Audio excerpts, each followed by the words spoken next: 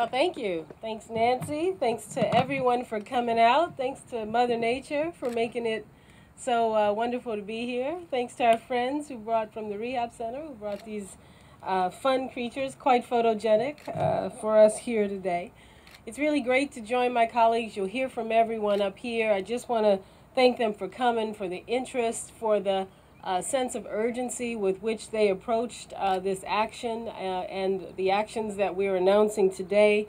And I would be remiss if I didn't thank my staff and some of the staff of the other agencies who are here. Chuck Fox, my senior advisor on the Chesapeake Bay, Sean Garvin, who runs our office down in Philadelphia but does a lot of work, spends most of his time here, Pete Silva, who runs our Office of Water. And a special congratulations to Christophe Toulouse, he told me 3 days on the job at the the District Department of the Environment, and a special hi to Rock Salt from the Corps of Engineers.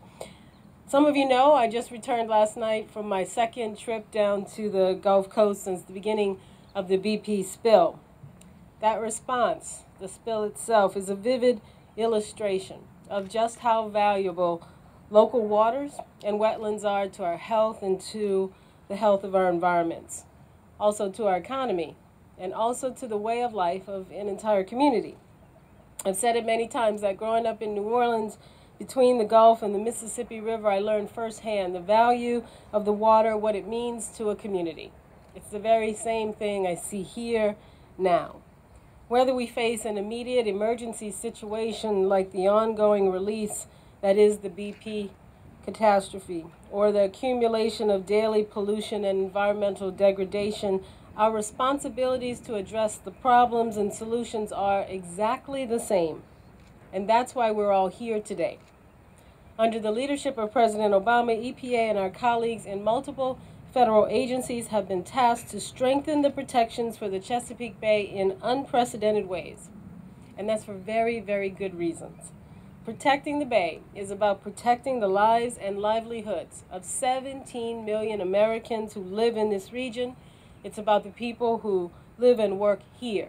It's about safeguarding this irreplaceable ecosystem.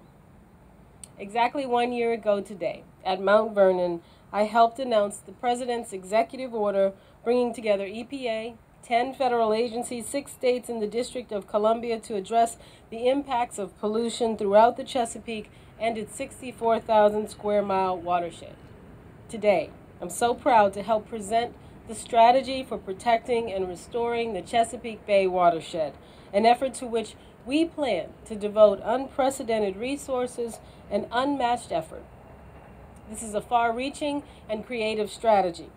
My colleagues will go into more detail about specific efforts, but let me say that we are initiating one of the most comprehensive protection efforts in decades. We will be working with government at all levels and engaging the farmers and the forest owners and the water workers and the community groups who know this area best. We will implement broad conservation and restoration efforts, and we will strengthen our work to prevent pollution from the urban, suburban, and rural areas that feed into this bay. And perhaps more importantly, we will implement higher levels of accountability than ever before.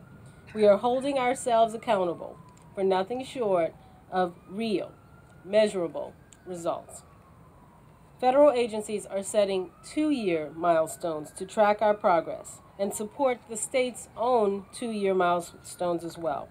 We'll also publish an annual action plan that details the projects, the priorities, and the funding priorities for the year ahead. We'll follow that up with an annual progress report to track how well we deliver on our annual plans. One of EPA's primary roles in this effort is the enforcement of aggressive standards to protect the bay from pollution, using rigorous regulation and enforcement to implement pollution controls needed for clean water.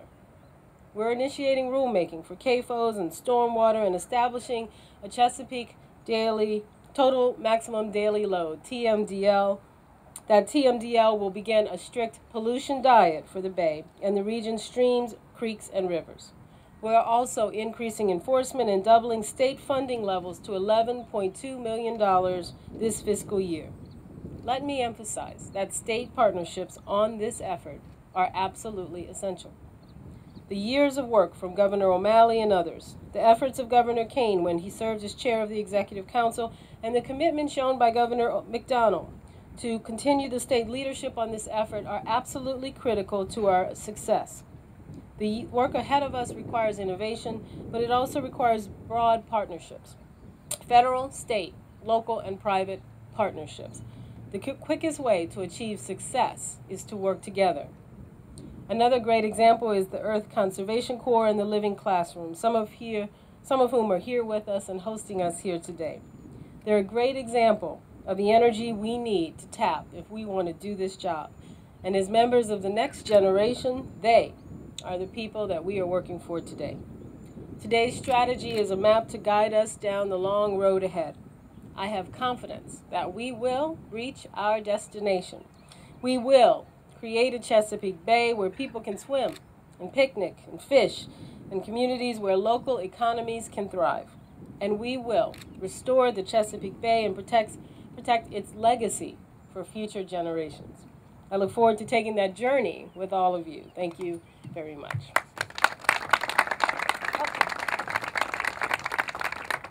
Oh, thanks. Wait. Before we get Tom, who's much taller than me and won't be able to lean over, I just want to introduce him. He is my cabinet colleague. He is my friend, but he is also a strong and steady voice to ensure that the policies that we make consider where rural America is, the economic crisis that faces rural America as well as the rest of our country, with a strong understanding that no one needs clean water more, no one needs clean land more than our farmers and those who live off of it. So my colleague, my friend, Tom Vilsack.